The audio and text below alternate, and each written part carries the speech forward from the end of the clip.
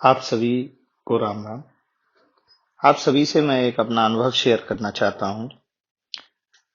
मैंने कई बार देखा है कि काफी भक्त हमारे साथ जुड़े हुए हैं, तो मैंने देखा है कि काफी भक्त हैं और उनमें से बहुत सारे भक्त ऐसे हैं जिन्हें काफी सारी परेशानियां घेरे हुए हैं। और कहीं न कहीं मैं जब उनके अंदर डीप उनसे क्लोज होता हूँ, उनकी बातें सुनता हूँ, समझता हूँ, तो मुझे लगता है कि ये भले ही मैं अपनी खुद की बात करता हूँ, तो मुझे भी लगता है कि ये परेशानियों की जड़ कहीं न कहीं मेरे ही अंदर है। और वो जड़ है कि जिस इष्ट या जिस गुरु को हम फॉलो करते हैं या जिस आदर्श को हम मानते हैं, उस आदर्श, उस गुरु, उस इष्ट की हम सारी शिक्षाओं को हूबहू वैसे ही नहीं एक्सेप्ट करते हैं।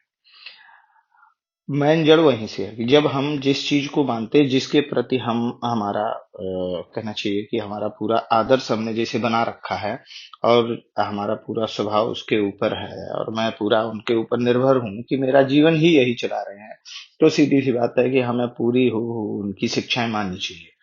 सामान्य जीवन में ये बहुत कम हो सकता है कि हम लोग पूरी शिक्षाएं ना माने, लेकिन ज्यादातर हमें वो फॉलो करनी चाहिए। सबसे पहले लोग ये कहते हैं लगातार कि मैं उनका भक्त हूँ, मैं उनका शिष्य हूँ, मैं उन्हें मानता हूँ, वो मेरे गुरु हैं। अब एक सामान्य सी बात मैं करता हूँ कि मैं मानता हूँ कि जैसे मैं श्री परम पूज्य महाराज जी का भक्त हूँ और मुझे कतई इसमें कहने में संकोच नहीं होता है कि मैं भी इस तरीके से जिस तरीके से भक्त हूँ तो मुझे पूरी शिक्षाएं उनकी माननी चाहिए, तो मैं भी नहीं मान पाता हूँ।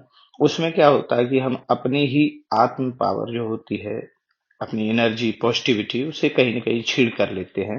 भले ही वो गुरु, वो इष्ट आज हमारे बीच हैं या नहीं है, इससे कोई फ़र्क नहीं पड़ता। अगर उनकी शिक्षाएँ आज हैं, तो हमें वो सीधे-सीधे तरीके से फ़ॉलो करनी चाहिए।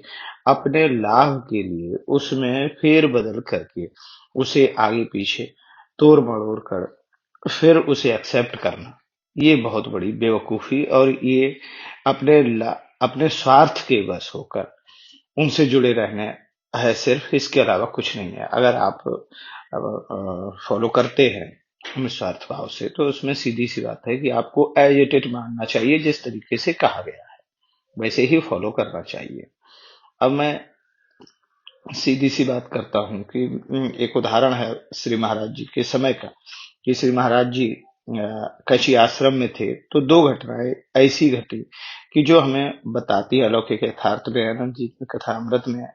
दो घटनाएं ऐसी हैं कि जो बताती हैं कि हमें क्यों अपने इष्ट या अपने गुरु की पूरी पूरी बातों को मानना चाहिए। नंबर एक, नैनीताल में श्री महेश्वरी जी थे। वो कैची आश्रम में थे, तो महाराज जी के साथ ही थे और परम भक्त थे महाराज जी के। तो महाराज जी ने उनसे कहा कि तुम जाओ। वो उनके साथ बैठे हुए थे, तो उनसे कहा कि आप जाओ और तुम जाकर हनुमान जी के सामने पूरा हनुमान चालीसा का पाठ करो, तब अपने घर जाना। उसके बाद महाराज जी को कोई लेने चला आया जीप से, तो महाराज जी को सारे भक्तों ने जीप तक छोड़ने गए। महाराज जी जब आश्रम में चले गए तो आश्रम खाली होने लगा, तो महेश्वरी जी भी उन सभी भक्तों के साथ आश्रम खाली करके घर चलने को हो गए। जब वो घर के लिए निकले तो रास्ते में एक पहाड़ पर पत्थर टूटा और उनकी गाड़ी पर गिर गया, जिससे सिर्फ महेश्वरी जी को ही चोट लगी, बाकी किसी भी भक्त को चोट नहीं लगी।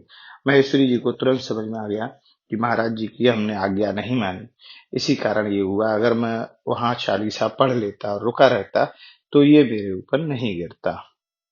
दूसरी घटना है श्री शंकर प्रसाद व्यास जी की, जो कि अपने घर बनारस वापस आ रहे थे, तो उन्होंने अपनी गाड़ी भी कर रखी थी। बस का भी इंतजाम कर लिया था, बस आ भी गई थी, बाहर खड़ी थी।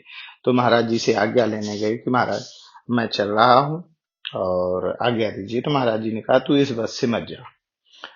वो उन्हें मालूम था कि महाराज जी की वाणी कभी व्यर्थ नहीं होती, तो उन्होंने महाराज जी की वो इच्छा समय वहीं रुक गए और उसके बाद वो उस गाड़ी से नहीं गए। महाराज जी ने उन्हें उसी दिन दूसरी गाड़ी से भेज दिया। जब वो दूसरी गाड़ी से हल्द्वानी की तरफ गए, तो उन्होंने देखा कि जिस बस को महाराज जी ने बैठने के लिए रोका था, वही बस खाई में पड़ी हुई है और उसका एक्सीडेंट हो चुका है। तब शंकर व्यास जी समझे कि महाराज जी की वाणी कितनी सही है उनके लिए। और श्री महाराज जी जो भी कहते हैं किसी भक्त के लिए, वो उसके लिए कितना बड़ा उसका जीवन का बचाव या उसके समस्याओं का निवारण करती है।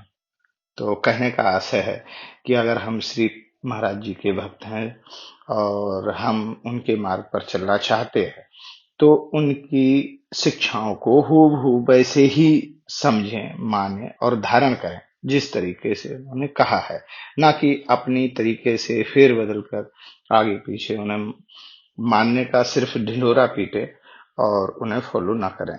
ये सही तरीका नहीं है। धन्यवाद। राम राम।